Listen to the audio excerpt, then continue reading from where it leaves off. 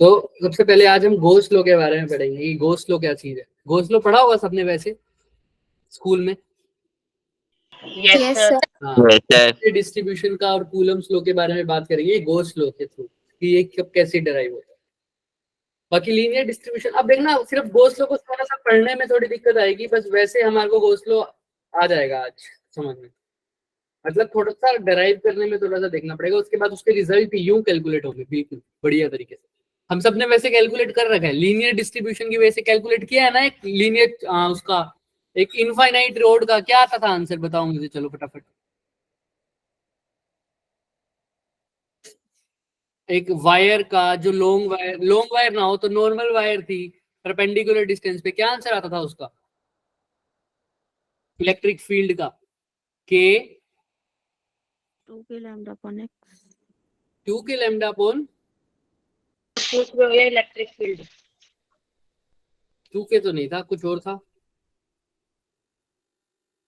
Force का बता दो चलो। K lambda upon R sine theta 1 प्लस साइन थीटा 2। याद आया यस सर। सबको? बताओ हाँ या ना। Yes sir. हाँ, क्यों? तब इसको इनफाइनाइट कर देते थे तो इसी का Yes. के क्यू नोट भी था साथ में, है ना। इलेक्ट्रिक फील्ड का लिखो तो के लैम्डा अपॉन में आर साइन थीटा 1 प्लस साइन थीटा 2। अच्छा, इसी को जब इनफाइनाइट कर देते तो थीटा 1 और थीटा 2 कितना हो जाता था? तो आंसर क्या आ जाता था? 90 डिग्री। 2k लैम्डा अपॉन ये आंसर आना चाहिए लीनियर का डिस्ट्रीब्यूशन का। ऐसे ही हमने शीट के बारे में कल बात की थी, इनफाइनाइट शीट का, उसका आंसर क्या आया था जब आर की वैल्यू इनफाइनाइट लिखी थी डिस्क में? तो इलेक्ट्रिक फील्ड का वैल्यू क्या आया था? Sigma upon 2 epsilon not. ये देखना है, एक तो हम डराइव भी कर लेंगे ऊपर वाला, तो नीचे वाला आज हम देख लेंगे, डराइव इसको नेक्स्ट लेक्चर में करेंगे, ठीक है। तो आज हम कैसे करेंगे, गोस क्या बोलते हैं पहले उनके बारे में बात करते हैं। हम सब ने, मैंने तुम्हें फ्लक्स के बारे में इंट्रो पहले दे रखा है, याद आया सबको फ्लक्स? जब वो मटके वाला एग्जांपल दिया था मैंने, बात Yes, आ sir. रही थी, आया याद सबको? बताओ बताओ जिस जिसको याद Yes, आया, sir. जिस जिसको याद आया Yes. Yes, sir. Thumbs up करो, थम्स अप जिसको याद है। एक ही बच्चे को याद है? दो। चलो, तो फ्लक्स क्या होता है सबको पता है, कौन कौन बताएगा कि फ्लक्स होता क्या था? हाँ केशव। सर फ्लक्स होता था कि कितनी इलेक्ट्रिक फील्ड जो है वो एक पर्टिकुलर एरिया से जा रही है। हाँ, कितनी इलेक्ट्रिक फील्ड लाइंस परपेंडिकुलरली किसी सरफेस को पास आउट कर रही है। वेरी गुड, ठीक है। और इसका फॉर्मूला क्या था? Q अपॉन नहीं, epsilon not. Sir E into delta S. E dot D A, E dot A, E dot A, E dot S बोल सकते हो, ई डॉट डी एस बोल सकते हो, है ना, ये सब ठीक है। इलेक्ट्रिक फील्ड और सरफेस, इसका खोल के लिखूं तो इसको ई डॉट ए को E A cos theta. E A cos theta, जहां पर थीटा किस किस के बीच का एंगल है? इलेक्ट्रिक फील्ड का और एरिया का। एरिया वेक्टर का, एरिया वेक्टर का। और एरिया वेक्टर का हमने पढ़ा हुआ है, एरिया वेक्टर की साधारण डेफिनेशन हमने पढ़ी हुई है, मतलब उसका डायरेक्शन निकालने का आसान तरीका क्या था? नॉर्मल की साइड। किसकी साइड? नॉर्मल की साइड तो था ही नॉर्मल बिल्कुल। वाली साइड। उसका भी उससे भी आसान तरीका एक बताया था, अगर तुम्हारे को एरिया वेक्टर देखना तो कैसे निकालोगे? अगर मैं इस पर एरिया वेक्टर हमसे अपोजिट डायरेक्शन में जाती थी। जहां हम हैं उसी डायरेक्शन में एरिया वेक्टर होता था, है ना। अगर मैं इसको यहाँ से देख रहा हूँ तो ये मेरी साइड आ रहा है, जहां से देख रहा हूँ मेरी तरफ, यहाँ से मेरी तरफ, यहाँ से मेरी तरफ, समझ में आ रहा था? ऐसे ही था ना, जिस तरफ से मैं देख रहा हूँ उसी डायरेक्शन में। अगर मैं इसको ऊपर से देख रहा हूँ तो एरिया वेक्टर कहाँ है? ऊपर की तरफ। अगर मैं इसको साइड से देख रहा हूँ तो एरिया वेक्टर कहाँ है? साइड की तरफ। नीचे से देख रहा हूँ तो इधर बाहर की तरफ, हमेशा बाहर की तरफ। और लेकिन जग देख कहां से रहा हूँ, कौन सी बाहर की तरफ? जहां से मैं उसको देख। क्लियर है सबको? Yes sir. यही होती थी, याद आया? Yes sir. हाँ, तो इसी को अब हम पढ़ेंगे। भाई फ्लक्स तो पता चल गया था, लेकिन फ्लक्स के बारे में एक रूल बताया, एक लॉ बताया, एक थ्योरम बताई गोस ने। क्या बोले गोस? कि उन्होंने बोला फ्लक्स तो तुमने पढ़ लिया, लेकिन एक कोई भी एक कोई क्लोज सरफेस है, सपोज करो ये क्लोज सरफेस दिख रहा है, यस सर। Yes sir. यहाँ पर Q1 चार्ज है, यहाँ पर Q2 चार्ज है, यहाँ पर Q3 चार्ज है, यहाँ पर Q4 चार्ज है, यहाँ पर Q5 चार्ज है। अब मेरे को इस सरफेस की वजह इनकी वजह से क्या निकालना है, टोटल इलेक्ट्रिक फील्ड निकालना है। इसकी वजह से क्या निकालना है, टोटल इलेक्ट्रिक फील्ड। अगर मैं कूलम्स लॉ यूज करूं तो क्या करूंगा बच्चे, मैं कूलम्स लॉ अगर सर यूज, हर चार्ज पे निकालना और पड़ेगा, चार्ज की फिर वजह उनका से वेक्टर फील्ड सम करना निकालना पड़ेगा। पड़ेगा, है ना, ये सब। इसी चीज का आसान तरीका बताया किसने, गोस। गोस कहते फील्ड तो नहीं, मैं फ्लक्स बताऊंगा। वो क्या कहते, अगर टोटल फ्लक्स निकालना है ना इनका, तो क्या होगा, charge enclosed upon in Gaussian surface. Epsilon not, upon epsilon not, upon epsilon not. तो इस टोटल का फ्लक्स कितना हो जाएगा बताओ मुझे, एंड चार्ज एनक्लोज कितना है, Q3 upon epsilon. Epsilon not.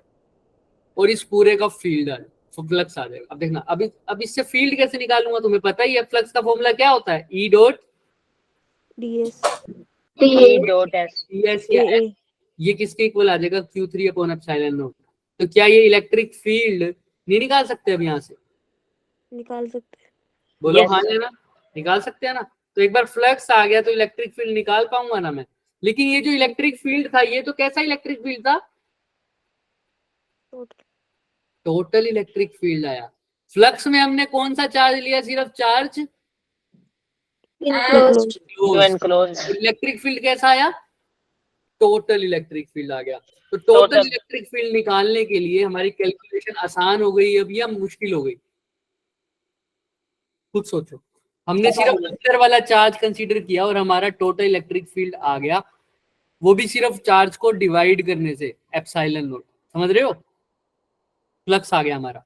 देखो ध्यान से, तो गोस ने क्या किया, एक छोटा सा लॉ दिया हमें फ्लक्स निकालने का, एक क्लोज्ड सरफेस के लिए। किसके लिए, एक क्लोज सरफेस के लिए। सरफेस के लिए।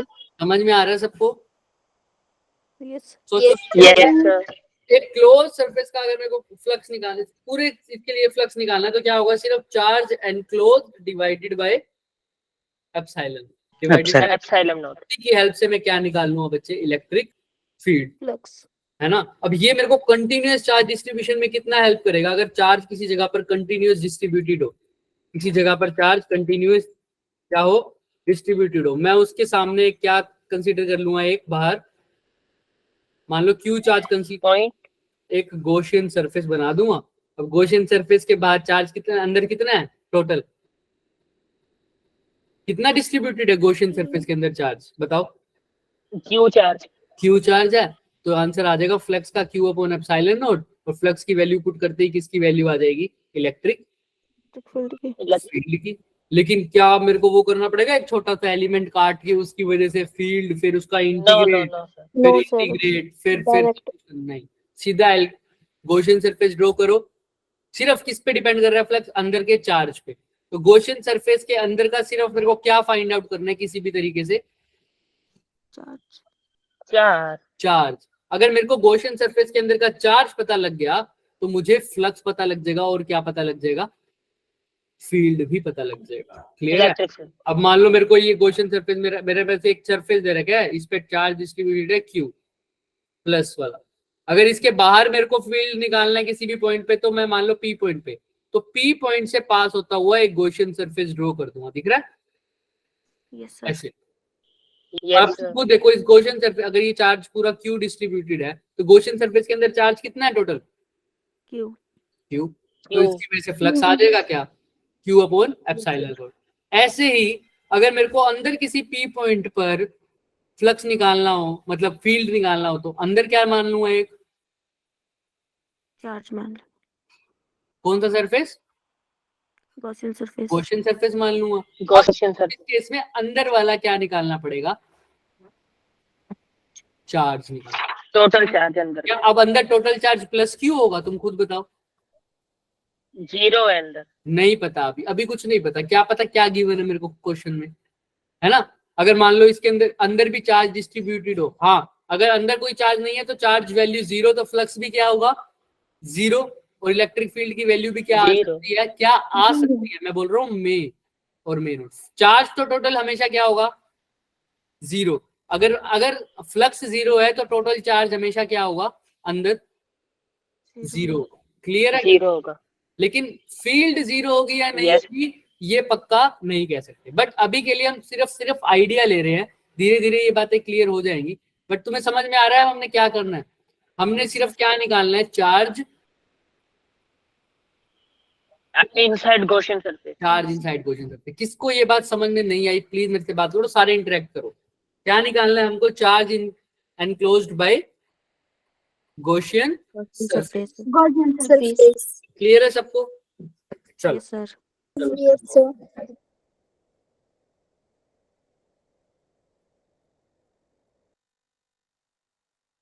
दिख रही है स्क्रीन सबको?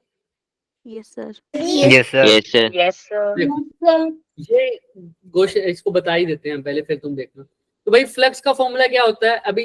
अब गॉस थ्योरम क्या कहते हैं? गॉस थ्योरम क्या कहते हैं अभी हमने पढ़ लिया कि फ्लक्स किसके इक्वल है, Q upon in epsilon naught epsilon not के। और फ्लक्स को कैसे लिख सकता हूँ, ई डॉट ए जो कि area vector upon epsilon not. अगर एक स्मॉल एरिया हो तो क्या लिखूंगा इसको हटा के ई डॉट डी लिखूंगा, है ना, is equal to Q upon epsilon naught epsilon naught. और टोटल निकालने के लिए इसका क्या करना पड़ेगा, इंटीग्रेशन। टोटल फ्लक्स निकालने के लिए, टोटल फ्लक्स निकालने के लिए। वही इसने बताया, देखो दिख रहा है क्या तुम्हें? ये क्यू आई है charge enclosed bye Gaussian surface. Gaussian surface. Clear है क्या? Yes sir.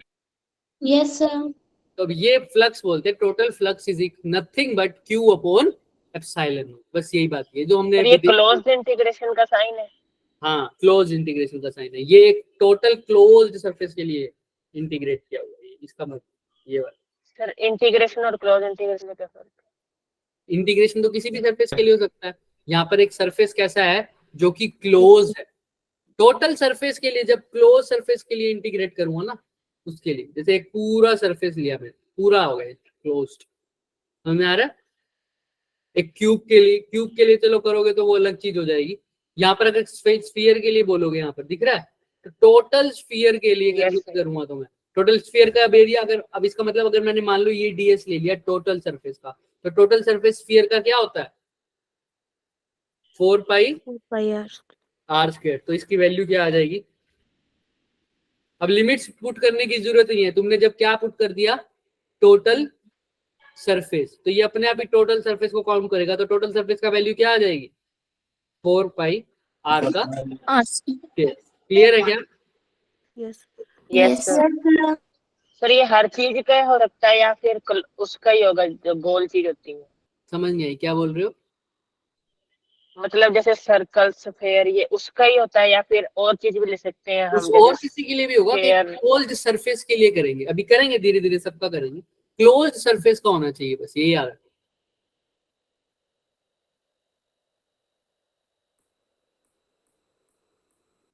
अब देखो, एक स्फेरिकली सिमेट्रिकल बॉडी के लिए याद रखते हैं, एक स्फीयर लिया, इसके अंदर चार्ज देखो क्या है, क्यू। अब इसकी वजह से देखते हैं आंसर क्या आना चाहिए। तुम्हें पता है अगर अब इसका फ्लक्स निकालूंगा तो क्या आंसर? तो वही ड्राइव। अब ये क्या किया, तुम्हें सबको सॉलिड एंगल का कंसेप्ट पता है? क्योंकि पिछले वाली बैच को नहीं पता था, तो मुझे बताओ सॉलिड एंगल का कंसेप्ट पता है सबको? Yes sir. चलो फिर हम जब यूज करेंगे तो थोड़ा सा बताना मुझे, ठीक है?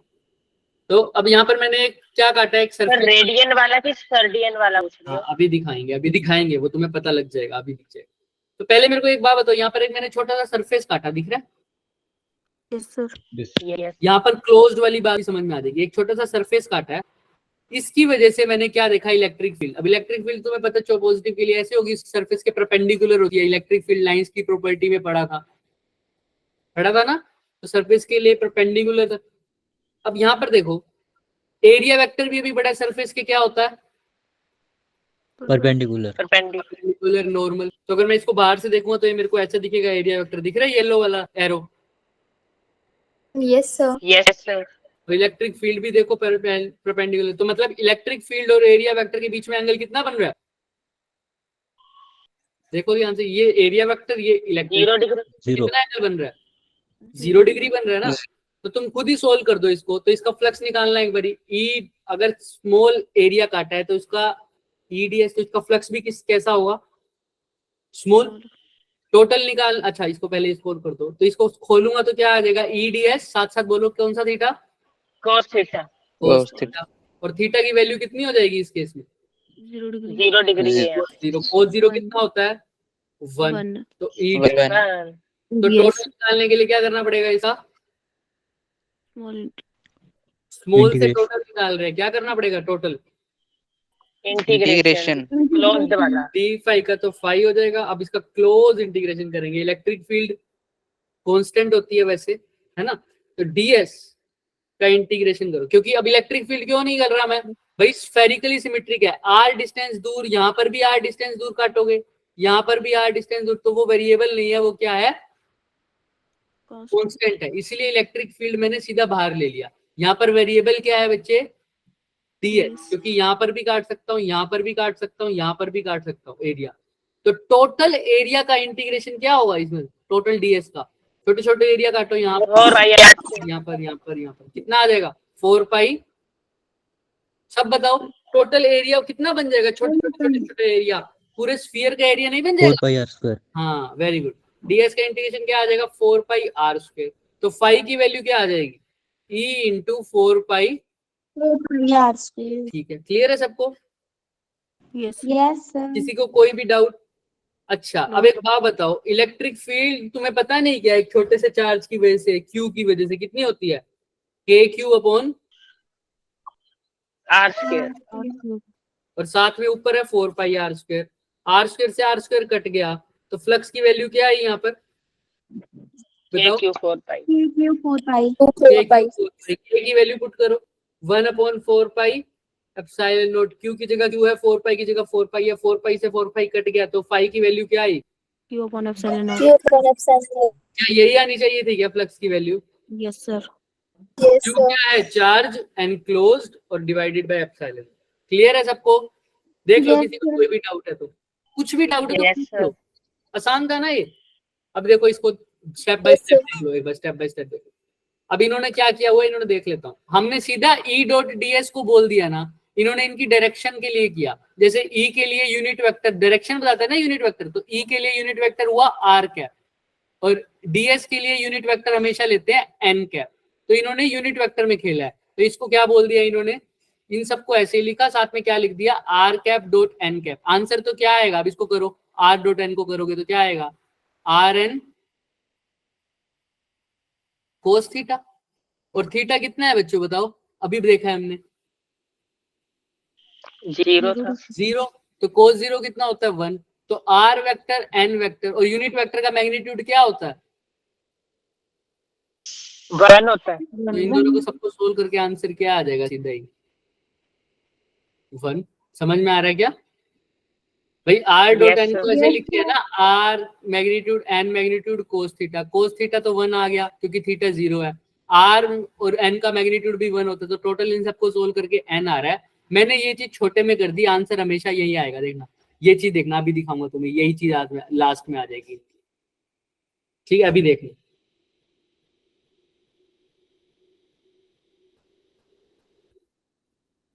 दिख रहा है क्या, Yes sir. Yes sir. ये आ गई क्या लास्ट में, यही चीज दिख रहा है। अब डी फाई को इंटीग्रेट कर दिया, Yes sir. Q upon are square, अब यहाँ पर देख लो अच्छे से, आर स्क्वायर से आर स्क्वायर कट गया, तो क्यू डी फाई की वैल्यू क्या आ गई, क्यू अपॉन, देख लो क्यू अपॉन एप्सिलॉन, देख लो इसमें भी किसी को कोई डाउट है तुम उससे भी कर सकते हो जैसे हमने किया, इन्होंने बस यूनिट वेक्टर लगा दिया आगे, और कोई दिक्कत नहीं, हमने भी यहाँ पर मैग्नीट्यूड ही लिया ना, तो तुम्हें पता है यूनिट वेक्टर स्फेरिकल, हमने यूनिट वेक्टर की फॉर्म में किया हुआ है ना कैलकुलेट, सब कुछ याद करो, इलेक्ट्रिक फील्ड और फोर्स किया था वेक्टर फॉर्म में, याद आया, इलेक्ट्रिक फील्ड वेक्टर फॉर्म में जब करते हैं, समझ में आ रहा है सबको, हाँ या ना, कुछ तो बोलो। Yes sir. Yes sir. चलो आगे चलते हैं, थोड़ा सा शुरू में थोड़ा सा लगेगा, अब इसके साथ फेमिलियर हो जाओगे, जैसे ना कंटिन्यूअस चार्ज डिस्ट्रीब्यूशन में हमारा पहला लेक्चर गया था ना, थोड़ा सा डल, उसके बाद सारे अपने आप सोल्व हुए थे ना अप्रोच बताने के बाद, Yes, sir. याद आया? Yes sir. हाँ, इसमें भी ऐसा ही होगा। एक बार थोड़ा सा समझ लेंगे ना तो धीरे धीरे अपने आप आ जाएगा। पहला जो कंसेप्ट होता है ना थोड़ा सा लगता ही है। अब देखो, अब क्या है, हमने क्या बोला, किसी भी क्लोज सरफेस के लिए, किसी भी क्लोज सरफेस के लिए जो फ्लक्स एनक्लोज्ड है वो क्या आएगा, Q upon Epsilon naught. Epsilon flux जो होगा, सॉरी, वो क्या आएगा, charge enclosed by epsilon, Q upon में एप्सिलॉन। अब किसी भी के लिए उसकी शेप मैटर नहीं करेगी, नहीं उसकी shape करेगी। matter नहीं करेगी। बस क्लोज होना चाहिए। अब देखो यहाँ पर, अब इसकी क्या शेप है कोई नो पर्टिकुलर, सर। लेकिन इसके हाँ, अंदर तो अगर फाइव। चार्ज Q है तो इसका आंसर क्या आना चाहिए फ्लक्स का, Q upon Q epsilon naught. Upon epsilon. तो क्लोज सरफेस की शेप मैटर नहीं करती। क्लियर है क्या? इसका प्रूफ हम करेंगे लेकिन उसके लिए सॉलिड एंगल का आना जरूरी है, तो हम लास्ट में भी कर सकते हैं इसको, लेकिन अगर तुम्हें आता है अभी कर लेंगे, तो देखते हैं। तो ये एक छोटा सा सरफेस काटा मैंने, दिख रहा है पिंक Yes, कलर। तो इसकी वजह से देखा इलेक्ट्रिक फील्ड किसी एक, अभी पीछे इलेक्ट्रिक फील्ड और रेडिया वेक्टर में एंगल कितना बन रहा था, 0 degree. 0 Zero डिग्री, क्योंकि वो एक 0 स्फेरिकली सिमेट्रिकल था। इलेक्ट्रिक फील्ड भी बाहर की तरफ थी और एरिया वेक्टर भी बाहर की तरफ था, लेकिन यहाँ पर इलेक्ट्रिक फील्ड ऐसी है, एरिया वेक्टर तो बाहर की तरफ ही रहेगा। देखो दिख रहा है क्या, इलेक्ट्रिक फील्ड तो Yes, वैसे ही sir. बाहर है, लेकिन एरिया वेक्टर सरफेस के क्या होता है हमेशा परपेंडिकुलर। तो लेकिन अब एरिया वेक्टर क्या और इलेक्ट्रिक फील्ड के बीच में क्या 90 डिग्री या 0 डिग्री एंगल बन रहा है क्या? No sir. नहीं ना, तो कुछ एंगल बन रहा है, उसको क्या बोल दूं, थीटा। Theta. तो इसने थीटा बोल दिया। समझ में आ रहा है क्या? yes, sir. Yes sir. अब Yes, ना sir. एंगल है ना कुछ एंगल है। अब क्या करेंगे सर, सब कुछ वैसे ही करेंगे। तुम खुद बताओगे मेरे को कैसे करोगे सर। पहले ADS. फ्लक्स इक्वल टू निकालते हैं, डी डॉट फ्लक्स निकालते हैं, E dot ds DS. Yes. Is equal to क्या होता है, निकालना है। अभी Q अपॉन एप्सिलॉन नॉट मत लिखना, Q अपॉन एप्सिलॉन नॉट मत लिखना, अभी निकालना है यही फ्लक्स। तो d फाई लिख दूं, टोटल Yes, के लिए sir. क्या कर दूंगा इसका, Integration. इंटीग्रेशन फाई क्लोज की जगह वाला। तो फाई, e की जगह क्या करूंगा बच्चे बताओ, 1 KQ अपॉन 4 upon- पाई एप्सिलॉन। हाँ, क्योंकि पॉइंट चार्ज है, पॉइंट चार्ज के लिए तो क्या ही होता है 1 upon 4 pi epsilon naught Q upon are square. Q upon में r स्क्वायर Okay. ds। अच्छा, अब इससे पहले एक स्टेप और कर लेते हैं ताकि किसी को कंफ्यूजन ना आए, इसको खोल लो पहले। E डॉट ds को क्या लिख सकता हूँ, E into A. Yes. Cos theta. अब थीटा की जगह Yes, थीटा cos ही रखना, क्या 0 रख सकता हूँ अब, No sir. नहीं। No sir. इलेक्ट्रिक फील्ड की वैल्यू रखो 1 upon 4 pi epsilon naught Q upon में R square. r स्क्वायर, साथ में ds कोस थीटा, ये Cos theta. फाई के। तो जो जो कांस्टेंट है बाहर ले लो, 1 upon 4 pi epsilon naught Q, अंदर क्या रह गया, मैं अंदर पूरा ले रहा हूँ, देखना दिख रहा है क्या। अब ये क्या Yes कर, sir. इसको मैं सॉलिड एंगल में कन्वर्ट करूंगा। सॉलिड एंगल का फॉर्मूला कौन बताएगा मुझे, एरिया की फॉर्म में आता है। सर एरिया अपॉन आर का स्क्वायर होता था शायद। वेरी गुड, क्या होता है, एरिया अपॉन आर स्क्वायर, और इसको लिखते हैं ओमेगा से। किससे लिखते हैं, ओमेगा। ये भी ओमेगा बोला जाता है बच्चे, दिख रहा है। Yes sir. कई बार इसको भी ओमेगा बोल देते हैं। तो omega is equal to A upon में आर स्क्वायर। कभी कभी ओम बोलते हो ना, ओम जैसे, वो भी बोल सकते Yes sir. Yes, हैं, ए अपॉन में आर स्क्वायर। क्लियर है, Yes. yes, sir. ए अपॉन में आर स्क्वायर। ए क्या होता है बच्चे, एरिया एनक्लोज, Area. और आर स्क्वायर क्या है यहाँ पर, Distance. डिस्टेंस। वेरी गुड, वहां से वहां तक का जिस सरफेस से लिया, जैसे यहाँ पर सरफेस से कितना डिस्टेंस है आर। अब यहाँ पर एरिया एनक्लोज जो ले रहा हूँ वो कौन सा कंपोनेंट आ रहा है, सिर्फ एरिया का DS cos. कॉस वाला। साइन थीटा वाला क्यों नहीं आ सकता, क्योंकि उसकी वजह से फ्लक्स क्या हो जाएगा, 0। तुम खुद Zero. देखो ना, जब E D S cos theta में कोस 90 की वैल्यू पुट करते हो तो क्या आता है आंसर, 0. 0 सिर्फ आता है। पैरेलल वाला कंपोनेंट आता है, परपेंडिकुलर वाले की वजह से फ्लक्स क्या, जैसे हमने घड़े को बिल्कुल क्या रख दिया था सरफेस के, सपोज करो, पैरेलल। हाँ, सर घड़े को सरफेस के पैरेलल रखने का मतलब होता है उसका एरिया वेक्टर और इलेक्ट्रिक फील्ड के बीच में एंगल बन रहा है 90। मैंने बार बार बोली हुई है, सरफेस और एरिया वेक्टर दोनों अलग बात होती है। अगर ये घड़े को उल्टा रखा था, मैंने ऐसा रखा था ना, सपोज करो उल्टा रख दो अगर मैं इसको,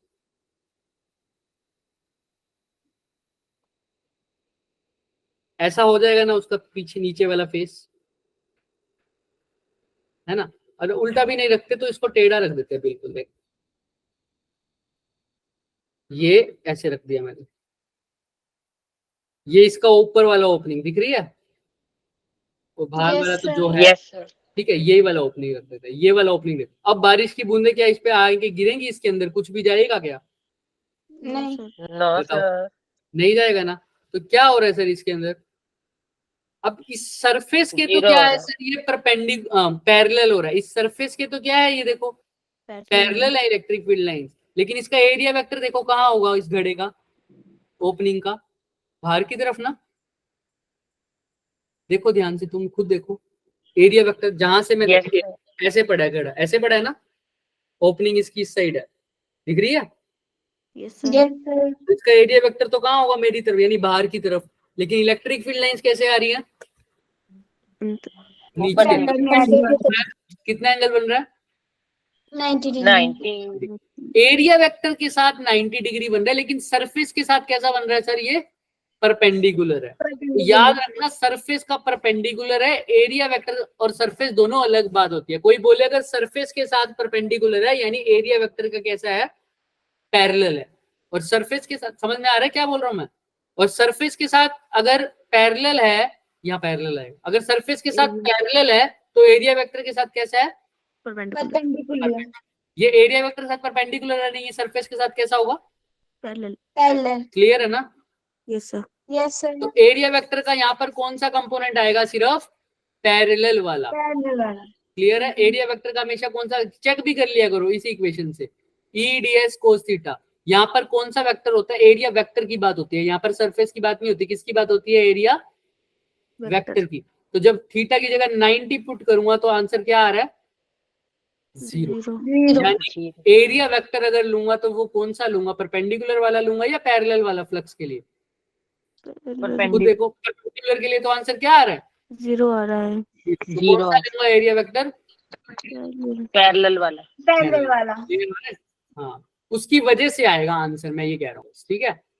चलो अब यहाँ पर ds cos थीटा हो गया हमारे पास एरिया, राइट, स्मॉल एरिया, और नीचे है आर स्क्वायर। तो a अपॉन आर स्क्वायर अगर ओमेगा होता है तो d अपॉन आर स्क्वायर क्या हो जाएगा, डी ओमेगा।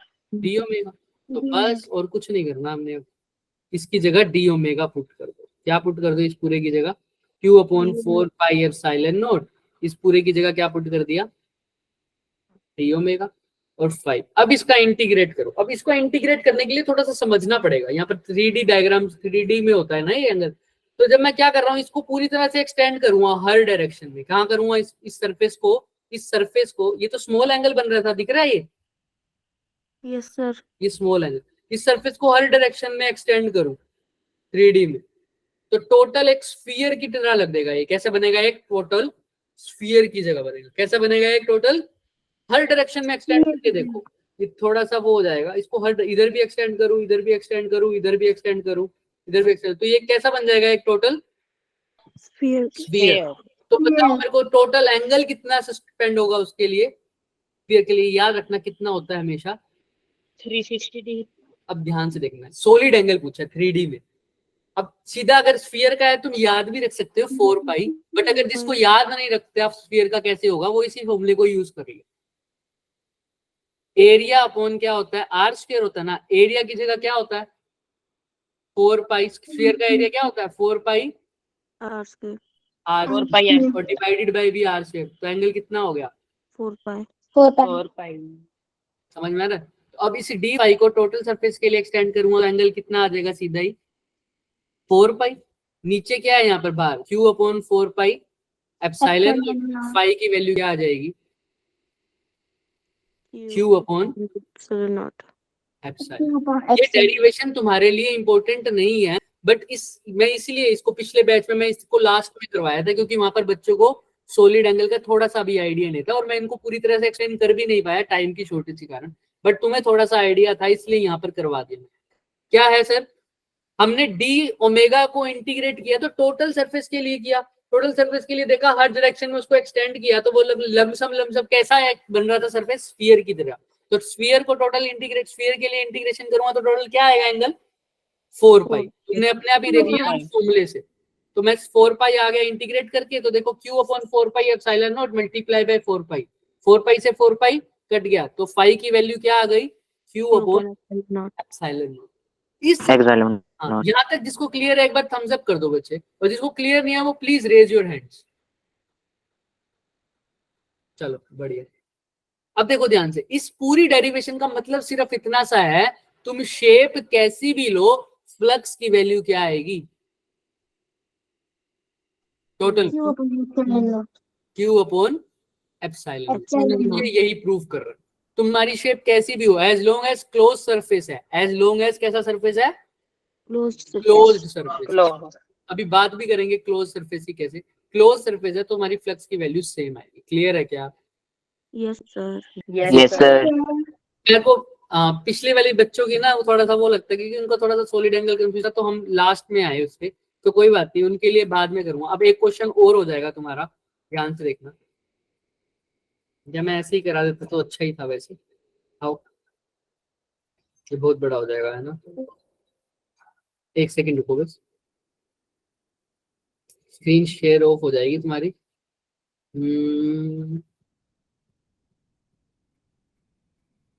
ये दिख रहा है क्या? अभी दिखाता हूँ, एक सेकंड।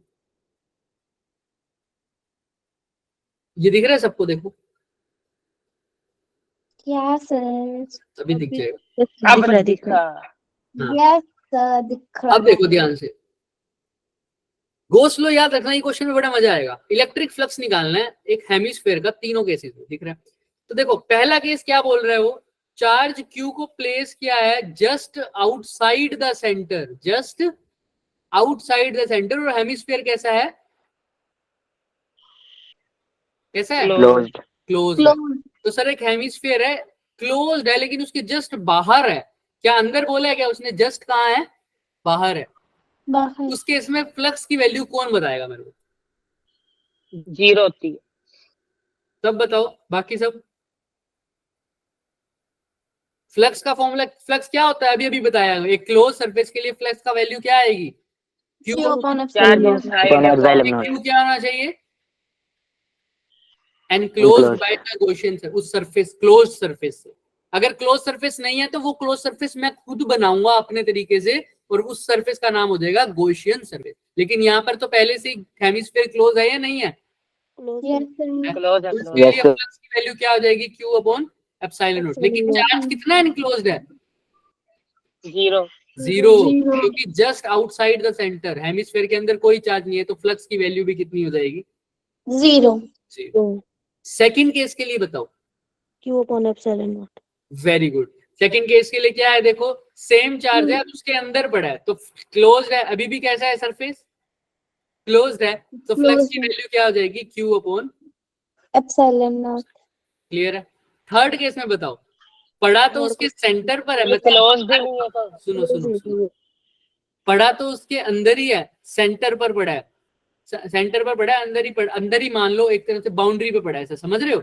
लेकिन ये सरफेस क्लोज्ड है, कैसा है, Enclosed. Open है. ओपन है। तो क्या इस पे अब गोस लो लग सकता है? नहीं. गोस लो लगाने के लिए सरफेस कैसा होना चाहिए? Close. क्लोज। मैं क्या करता हूँ, सिमेट्री का यूज करूंगा। पहले तो तुम बताओ कैसे करोगे इसको। फिर गॉसियन सरफेस ड्रॉ कर रहे हैं। गॉसियन सरफेस भी ड्रॉ कर सकते हो। मेरा मेन मोटिव है बच्चे, इसको क्या कर दूं, कैसी फिगर बना दूं, Closed figure. Close, symmetrical figure. Close. Close है ना, क्लोज फिगर बना दूं। तो क्लोज फिगर के लिए क्या करूं सर? एक और है. सोचो थोड़ा दिमाग, अगर ये समझ गए ना, एक और है ना, एक फ्लक्स का बहुत बेहतरीन क्वेश्चन है क्यूब वाला, कि इस क्यूब की इस साइड से फ्लक्स बताओ क्यूब की, वो बच्चे बहुत कंफ्यूज हो जाते हैं। वो मैंने तुम्हें करवाना है, लेकिन मैं उसकी एनिमेशन देख रहा हूँ नेट पे, अगर मुझे एनिमेशन मिल जाए तो फिर हम उसको करेंगे, ठीक है। लेकिन उससे पहले ये करना बहुत जरूरी है, उसमें भी यही कंसेप्ट लगेगा सेम।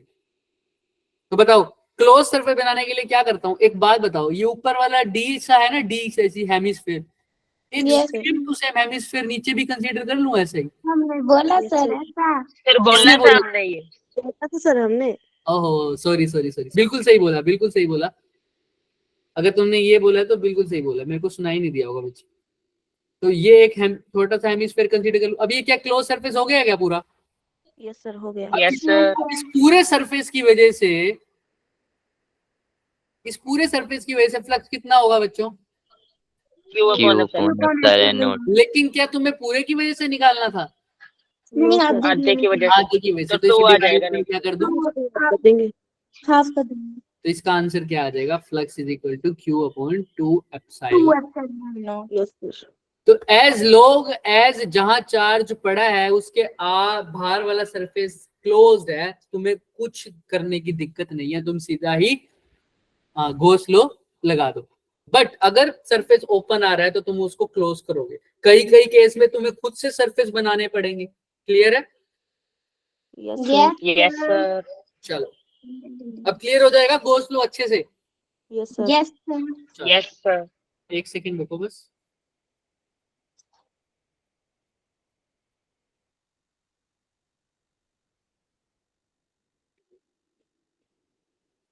सर ऐसे क्वेश्चन भी आते जेई में कि इसमें बताओ क्या इलेक्ट्रिक फ्लक्स। कोई कुछ बोल रहा है? सर जैसा आपने हाँ बोलो जेसिका, क्या कह रहे हो? सर जैसा आपने अभी कराया ना आपको क्वेश्चन कि इसमें इलेक्ट्रिक फ्लक्स की क्या वैल्यू आएगी, ऐसा वैसा ऐसे भी आते जेई के एग्जाम में। मुझे आवाज नहीं आ रही। जैसे आपने क्वेश्चन कराया है इतना समझ में आ पूछ रहा रही है है। कि जेई के एग्जाम में ऐसे क्वेश्चन आ सकते हैं जैसे गॉस लॉ बिल्कुल का आते था हैं कि ऐसे चार्ज क्वेश्चन, कितना है। बिल्कुल आते हैं बच्चे। और क्यूब वाला फेमस क्वेश्चन तो पहले तो बहुत आता था, अब उसकी जगह पर दूसरे तरीके से आते हैं। और ये एग्जैक्ट क्वेश्चन नीट, पहले जेई में आता था, अब ये नीट में आता था। ये वाला क्वेश्चन जैसे अभी जो पढ़ा है ना हमने, ये नीट में आया हुआ है क्वेश्चन अभी रिसेंटली।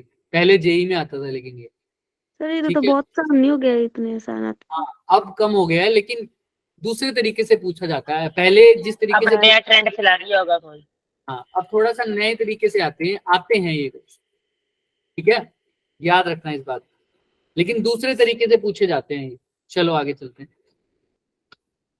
ये तो हमने कर लिया था। अब देखो deduction of Coulomb's law from the Gauss theorem, ये तुम कर चुके हो, अभी अभी करा है बिल्कुल। ये दोनों किया था ना। इसकी वजह से अब फ्लक्स की वैल्यू क्या आएगी तुम खुद बता दो इस सरफेस के लिए। Q q upon epsilon naught. Q upon epsilon naught. और फ्लक्स की वैल्यू क्या होती है वैसे इसके लिए निकालो तो? ई डॉट ds, या टोटल अब स्फीयर को इंटीग्रेट करोगे तो कितना आ जाएगा? चलो कर लो। E dot into 4 pi r square। E dot ds का integration q upon epsilon naught करोगे। ई की जगह अब निकालना है, ई तुमने निकालना है तो वैल्यू पुट नहीं कर सकते, कांस्टेंट है तो बाहर ले लो। अंदर क्या रह जाएगा? सिर्फ ds ds। और इनके बीच में एंगल क्या है? स्फीयर है ना, हमने पढ़ा था cos थीटा क्या हो जाएगा? 1, क्योंकि थीटा क्या आएगा इस केस में? जी 0 डिग्री। कर रहा था ना, इसलिए नहीं पुट कर रहा। Q upon epsilon not. अच्छा ds का क्लोज इंटीग्रेशन कितना होगा इस केस में, स्फीयर के केस में? 4 pi r square। और e की वैल्यू कितनी आ जाएगी? Q upon Q 4 upon 4 pi r epsilon not. यही इलेक्ट्रिक फील्ड नहीं होती जो कूलम लॉ में पढ़ा था हमने? Yes yes sir. सर। और इसी से फोर्स निकालते हैं भाई। फोर्स से फील्ड निकालते हैं Q नॉट से डिवाइड। फील्ड से फोर्स निकालेंगे तो क्या हो जाएगा? Q नॉट से क्यू नॉट से मल्टीप्लाई। मल्टीप्लाई। हमने सीखा हुआ है ना ये चीज, तो इसलिए फटाफट करवा यस रहे हैं। सर। तो ये कौन सा लॉ होता है? Coulomb's law. Coulomb's law. Derive हो गया क्या? हमने स्टार्ट कहाँ से किया था? कौन से लॉ से? गॉस गॉस से। Gauss law. गॉस थ्योरम से। कूलम्स आ गया अंदर। कूलम्स लॉ पे किसी को कोई डाउट है इस पूरी डेरिवेशन में तो मेरे से पूछो। बहुत आसान था क्योंकि स्फीयर का जब शुरू में ही पढ़ लिया था हमने, तो बस इसमें इलेक्ट्रिक फील्ड की वैल्यू पुट नहीं करनी थी। क्लियर है क्या? Yes sir yes sir. चलो अब इसको देख लो एक बार मैथमेटिकली इन्होंने कैसे किया। सेम तरीके से किया जो हमने पिछले में किया।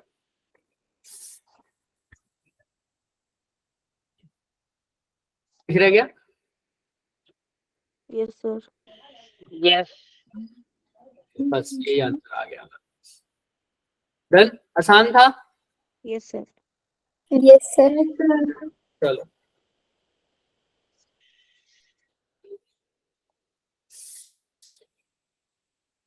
आओ अब बात करते हैं एप्लीकेशन।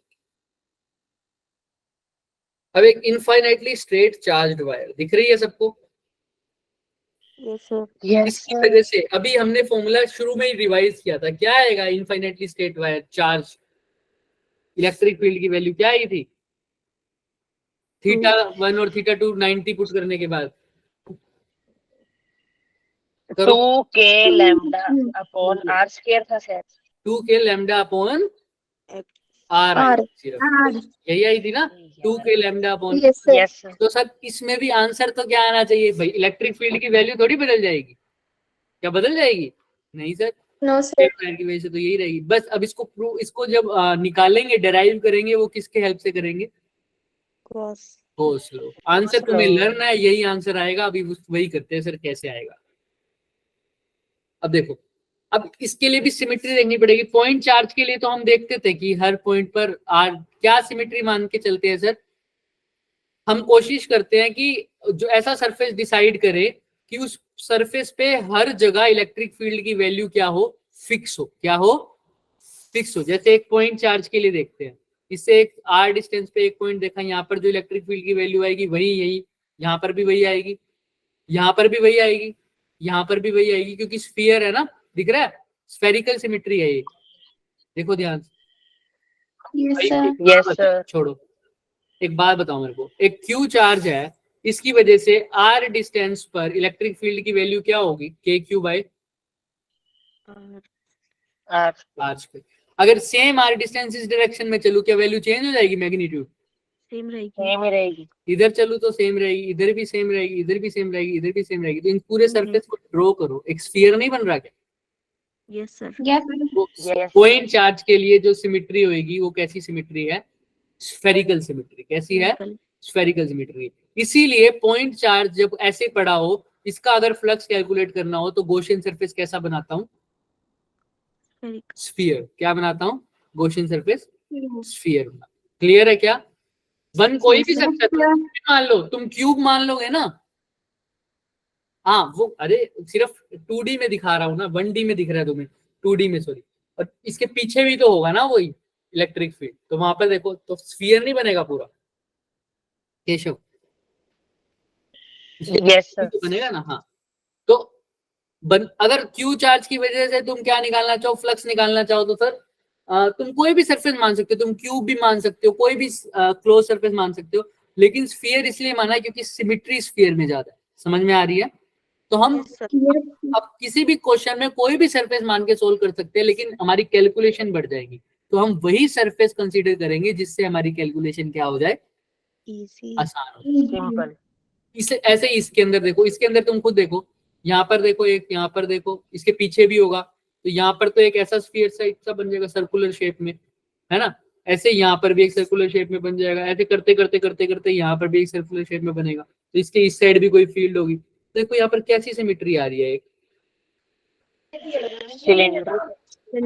कैसी सिमेट्री आ रही है, सिलेंड्रिकल सिमेट्री। तो यहाँ पर एक सरफेस जो कैलकुलेट करूंगा, सरफेस जो लगाऊंगा आसपास, वो क्या होगा, एक सिलेंडर। सिलेंडर लगा। क्लियर है, इसको अच्छे से तब समझोगे जब इसको यहाँ पर एक ऐसी कंसीडर कर लो, ये पॉजिटिव चार्ज की शीट है, दिख रही है, शीट नहीं सॉरी, Yes, sir. वायर है ये। वायर। तो यहाँ पर एक पॉजिटिव चार्ज है, इसके अक्रॉस एक सिलेंडर मान लो। अब इस सिलेंडर की वजह से क्या कैलकुलेट कर लोगे, इलेक्ट्रिक फ्लक्स। फ्लक्स निकाल लोगे, उसको किसके इक्वल पुट कर दोगे, क्यू अपॉन Epsilon naught. बस, और फिर इलेक्ट्रिक फील्ड निकालो। अब इसके देखो कितने सरफेस बन रहे हैं, एक ये ऊपर वाला सरफेस भी बन रहा है, एक नीचे भी बन नीचे वाला भी बन रहा है, और एक ये इस साइड वाले भी तो बन रहे हैं, ये 3 और ये 4. चार बन रहे हैं। अब इलेक्ट्रिक फील्ड अगर मैंने इसको ऐसे रखा हुआ तो इधर इधर सिर्फ चार्ज डिस्ट्रीब्यूटेड है सिर्फ, और इसकी वजह से इधर भी जाएगी फील्ड, इधर भी जाएगी सर, तो इलेक्ट्रिक फील्ड तो इधर जाएगी, इधर दिख रही है, yes sir. Yes, positive sir. Charge अपने से दूर फेंकेगा, इलेक्ट्रिक फील्ड तो ये, और एरिया वेक्टर भी सेम डायरेक्शन में होगा बाहर की तरफ, अगर इसका देखूंगा तो मेरी तरफ, है ना, तो एरिया वेक्टर भी इधर होगा। किसी को कोई डाउट यहाँ तक, पहले तो ये बताए। No, sir. No, sir. No, sir. ऊपर के लिए देखते हैं, ऊपर के इलेक्ट्रिक फील्ड तो सर ऐसी ही है, ऊपर के लिए एरिया वेक्टर कहाँ होगा, ऊपर से देखूंगा तो ऊपर वाली साइड। ऊपर की तरफ। तो इसको दिखा देते हैं ब्लू कलर से, ब्लू भी नहीं दिखाते, थोड़ा सा लाइट कर देते हैं उससे, पर्पल। तो सर ये हो गया electric field, sorry area vector. Electric field तो उधर ही है, इस केस में एरिया वेक्टर इधर हो गया, इस केस में एरिया वेक्टर इधर हो गया। क्लियर है? तो सर अब ध्यान से देखना, किसकी वजह से फ्लक्स आएगा इन दो कर्व्ड सरफेस, इन दो first surface, second surface, third surface, fourth surface. First और सेकंड की वजह से। फर्स्ट की वजह से आएगा, सेकंड की वजह से आएगा, थर्ड की वजह से आएगा, फोर्थ की तरफ से आएगा, या किन्हीं दो सरफेस की वजह से आएगा? कौन से दो सरफेस होंगे वो? फर्स्ट और सेकंड। फर्स्ट और सेकंड। थर्ड और फोर्थ की वजह से क्यों नहीं आएगा? 90 डिग्री एंगल बना रहे एरिया इलेक्ट्रिक वेक्टर तो के जीरो हो साथ कैसा जाएगा। एंगल बना रहे हैं सर? कितना एंगल बन रहा है एरिया वेक्टर के साथ? 90 कितना एंगल बन रहा है सब बताओ। थर्ड सरफेस में 90 डिग्री 90, तो थर्ड सरफेस में एरिया वेक्टर के साथ जब भी एंगल 90 बन रहा हो एरिया वेक्टर के साथ, तो समझ लेना मेरा घड़ा ऐसे पड़ा है और बारिश ऐसे आ रही है, तो फ्लक्स कितना हो जाएगा भाई? घड़ा मेरा ऐसे पड़ा है, समझ रहे हो ना इसका? जीरो हो जाएगा फ्लक्स। हाँ, सर जीरो हो जाएगा, जीरो हो जाएगा। तो जब जब एरिया वेक्टर परपेंडिकुलर है इलेक्ट्रिक फील्ड के, फ्लक्स कितना है? जीरो। तो यहाँ पर जीरो। एरिया वेक्टर परपेंडिकुलर कौन कौन से सरफेस पे है? थर्ड और फोर्थ वाला। फोर्थ की वजह से। तो फ्लक्स सिर्फ किस किस की वजह से होगा? फर्स्ट और सेकंड की वजह और सेकंड की वजह से। और फ्लक्स का फॉर्मूला क्या होता है? ई डॉट से। ds ये cos यूएस तो अब एक बात बताओ, टोटल ई डी ए लिख दूंगा, कोस तो क्या है यहाँ पे? कोस 0 तो 1 होता है ना, क्योंकि यहाँ पर यस सर। अगर जिसको नहीं समझ में आता वो ऐसे लिख दो, E dot D A is equal to Q upon epsilon naught होता है ना सर, इसका इंटीग्रेशन। तो ई डॉट डी ए का इंटीग्रेशन करोगे तो क्या आएगा? ई डॉट डी ए को सोल्व करोगे तो क्या आएगा? E D A cos theta. और कोस थीटा कितना है? कोस 0 है इस केस में ना, फर्स्ट और सेकंड सरफेस की वजह से। जिस डायरेक्शन में एरिया वेक्टर है उसी डायरेक्शन में क्या है? इलेक्ट्रिक फील्ड है। तो कोस 0 क्या हो जाता है? बोलो बोलो, कोस 0 क्या हो जाएगा? 1 हो जाता है। 1। तो ई तो बाहर ले लो। अब यहाँ पर सिर्फ ई ए नहीं लिख रहा है, ई ए को इंटीग्रेशन करके E dot sorry E D A को इंटीग्रेट करके क्या आएगा टोटल? कोई बता सकता है? डी ए को इंटीग्रेट करके क्या लिखूंगा? इनटू 2 पाई r l लेंथ होगी तो 2 पाई आर एल। क्यों? क्योंकि कर्व्ड सरफेस मैंने टोटल काउंट कर लिया, इसका और इसका मिला के। कर्व्ड सरफेस का कितना होता है फॉर्मूला सिलेंडर के? 2 पाई 2 पाई r एल। अगर इसकी लेंथ क्या हो? एल हो तो 2 पाई आर एल। तो यानी टोटल फ्लक्स कितना हो जाएगा सर? ई इंटू 2 पाई R L multiply by Q by epsilon not. देखो यही हो जाएगा क्या? किसी को कोई डाउट है तो देख लो एक बार अच्छे से देख लो भाई।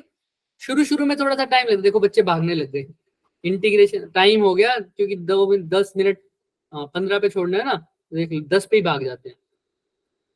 चलो कोई बात नहीं, तुम देखो E इंटू 2 पाई R L is equal to Q upon epsilon naught. किसी को यहाँ तक कोई भी दिक्कत है बच्चे तो प्लीज पूछो मेरे से। हमने चार सरफेस लिए, उनमें से सिर्फ 2 सरफेस की वजह से फ्लक्स आ रहा था, बाकी 2 की वजह से फ्लक्स की वैल्यू क्या थी? जीरो। क्यों थी जीरो? 90 डिग्री। क्योंकि 90 डिग्री था, एरिया वेक्टर के परपेंडिकुलर थी इलेक्ट्रिक फील्ड। उन सरफेस की वजह से हमने जो फ्लक्स निकाला उसकी वैल्यू आई E into area. Total area क्या हो जाएगा कर्व्ड सरफेस का? 2 पाई आर एल। तो इलेक्ट्रिक फील्ड की वैल्यू क्या आ जाएगी बच्चों बताओ? Q by 2 pi epsilon naught R. 2 by Q by 2 पाई R L epsilon Not. Clear है क्या? Yes. यस तो सर यही इलेक्ट्रिक फील्ड आई है। अब हमारी तो जो आई थी पिछले क्वेश्चन में वो क्या थी? 2k lambda upon r. क्या ये दोनों सेम बातें हैं क्या? हाँ सर बिल्कुल सेम है। देखते हैं कैसे। इसी को 2 से मल्टीप्लाई और 2 से डिवाइड करना एक बारी, तो कितना आ जाएगा ये? 2q नीचे क्या बन जाएगा? 2 multiply by 2 4 pi 4 pi epsilon note में सादे ले लेता हूँ। एप्सिलॉन नोट है ना, आर क्यों लिखा यहाँ पे? एल लिख दिया था तो ठीक है। अब एल है साथ में। अच्छा, क्यू अपॉन एल क्या होता है बच्चों?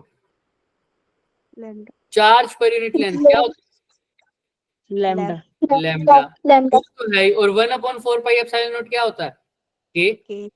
तो 2k लैम्डा अपॉन एल यानी 2k lambda upon are. Same बात नहीं आ गई क्या? देखो यस देखो Yes, sir. किसी को कोई डाउट है तो सर ये क्यों No, sir. समझ एल में आ रहा है ना। हाँ, अब इसके इसमें एक चीज पूछ सकते हो बच्चे, 2πRL, अच्छा यहाँ पर आर भी है ना बच्चे, सॉरी सॉरी सॉरी, आर ये भी सर क्यू बाय एल की वैल्यू हाँ, बची यहाँ पे आ रहा है 2k लैम्डा अपॉन में आर। देखो सेम बात नहीं आ गई क्या? देखो ध्यान से, किसी को कोई डाउट है तो पूछ लो। ये क्या था बच्चे, यहाँ पे 2πRL था ना, 2πRL नीचे गया तो Q अपॉन एल तो क्या बन गया, लैम्डा, और नीचे Lambda. आर था ही, Lambda. आर लिख दिया, और 1/4 पाई एप्सिलॉन नॉट क्या होता है, के। तो इलेक्ट्रिक फील्ड की वैल्यू क्या आई है, 2k लैम्डा अपॉन में। तो ये दोनों बातें सेम है, चाहे ऐसे लिखो चाहे ऐसे लिखो। समझ में आ रहा है? देख लो अच्छे से, किसी Yes, को कोई sir. डाउट है तो। पर प्लीज मुझे बताओ अगर कोई डाउट आ रहा है तो। क्लियर है? जिस चीज को क्लियर है थम्स अप करो, और शर्माने की बात नहीं है, क्वेश्चन धीरे धीरे मुश्किल हो जाएगा अगर आप नहीं पूछोगे तो। बहुत मुश्किल हो जाएगा, कल के लेक्चर परसों के लेक्चर कुछ समझ में नहीं आएंगे। अगर आप पूछ लोगे तो अच्छी बात है। क्लियर है सबको? Yes sir. Yes, sir. चलो अब इसको देख लेते हैं पॉइंट वाइज। आओ, इन्होंने भाई सरफेस माना, वही ये सिलेंडर दिख नहीं रहा तुम्हें तो तुम बना लो ऐसे। ये देखिए आप सिलेंडर बन गया क्या? बोलो, बन गया ना? एक छोटे Yes, से पार्ट के yes. सिलेंडर में। अभी मैंने बताया था गॉसियन सरफेस की क्या होती है, कि एक पर्टिकुलर सरफेस ऐसा होना चाहिए, एक पर्टिकुलर जगह सरफेस पर उसकी वैल्यू क्या हो इलेक्ट्रिक फील्ड की, फिक्स हो। बताया था ना, वही बात बोल रहे हैं। यही लिया Q अपॉन एप्सिलॉन नॉट। अब इन्होंने इन दोनों को एक ही मान लिया सरफेस, ये फर्स्ट वाला सरफेस और सेकंड वाला सरफेस इकट्ठा मान लिया। तो इनके टोटल कितने सरफेस बनेंगे बताओ मेरे को? हमारे कितने बने थे टोटल? 4 बने थे 4। जिसमें इन्होंने 2 यूज इसको इकट्ठा काउंट कर लिया, तो इनके कितने बनेंगे?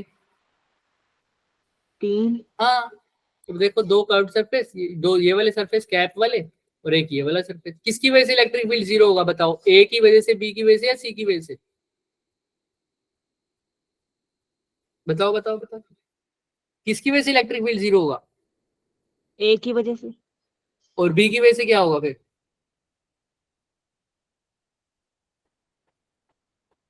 भाई इसको ऐसे ही कंसीडर करो ना, हमने ये सिलेंडर लिया था, किस किस की वजह से इलेक्ट्रिक फील्ड जीरो हुआ था बताना? बी दिख नहीं रहा डायग्राम में, कहाँ है? ये रहा ये रहा ये रहा। ए और बी दोनों की वजह से जीरो नहीं हुआ था, इसकी वजह से एरिया वेक्टर ऐसे आया था, इसकी वजह Yes, से एरिया वेक्टर ऐसे आया था, इलेक्ट्रिक फील्ड दोनों की तरफ से ऐसे थी। याद आया? yes, sir. यस। ए और बी की वजह से इलेक्ट्रिक फील्ड क्या हो गया था? Zero. जीरो। तो अभी इसके लिए एंगल कितना था इन दोनों के बीच में बताओ? 90। 90। अभी करेगा ये, देखो कर दिया गया 90। Yes, sir. इसमें भी 90 कर दिया गया। उसमें कितना आएगा एंगल तुम बताओ? बोलो बोलो, कितना एंगल आएगा उसमें? 0 डिग्री का। 0 डिग्री था, बिल्कुल। तो 0 आ गया क्या? Yes sir. तो रह कौन सा गया? सिर्फ ये वाला, बाकी सब तो कट ही गए। इसकी वजह से आंसर क्या आएगा? ds को इंटीग्रेट करोगे, कर्व्ड सरफेस कितना होता है एरिया? 2πr 2 पर इज इक्वल टू क्या आ जाएगा? Q upon epsilon naught. Equal to क्या आ जाएगा? Q upon epsilon naught. Clear है? तो इधर Q अपॉन एप्सिलॉन नॉट की वैल्यू क्या आ जाएगी? E इंटू 2πr है। अब इसने ऐसे कैसे लिख दिया वो मैंने तुमको पूरा प्रूफ करके दिखा दिया, तुम कर सकते हो वैसे। इसने क्या किया है कि E की वैल्यू, E की जगह क्या आ जाएगा अब यहाँ पर? वही Q अपॉन में 2πRL एप्सिलॉन नॉट। फिर इसको तुमने सोल्व करके हमने किया है, अभी क्या आंसर आया ये? बिल्कुल ये आंसर छोड़ सकते हो यहाँ पर, क्लियर है। लैम्डा की फॉर्म में लिखोगे तो क्या आ जाएगा ये? 2k lambda upon are. ये भी वही प्रूफ करेगा। आ गया क्या भाई? 1/4 पाई एप्सिलॉन नॉट क्या होता है? k, तो 2k लैम्डा अपॉन, R. और वेक्टर फॉर्म में तुम्हें बता ही रखा होगा कैसे करना। देख लो किसी को कोई भी डाउट है, इसने सब कुछ वही किया है। क्या रिजल्ट हमारा सेम आया है क्या जो हमने इनफाइनाइट शीट के लिए ड्राइव किया था? Yes sir. Yes, sir. Same आया है, बस इसमें थोड़ा सा मेथड अलग है। तुम्हें मुश्किल लग रहा है ये अभी, लेकिन जब तुम वॉल्यूम डिस्ट्रीब्यूशन करोगे ना तुम्हें बहुत आसान लगेगा। अभी एक दिन के लिए पहला लेक्चर हमारा ऐसा ही रहता है, लेकिन अभी नेक्स्ट लेक्चर में हम इसको सही कर लेंगे बिल्कुल। ठीक है, इसको इतनी बार रिवाइज हो जाएगा ना, तुम अपने आप याद रख लो। ठीक है, तो आगे वाले लेक्चर्स कोई मिस मत करना बस। क्लियर है सबको? Yes, sir. किसी को कोई डाउट है तो रुक जाओ, वरना जा सकते हो। आज के लिए इतना ही करेंगे।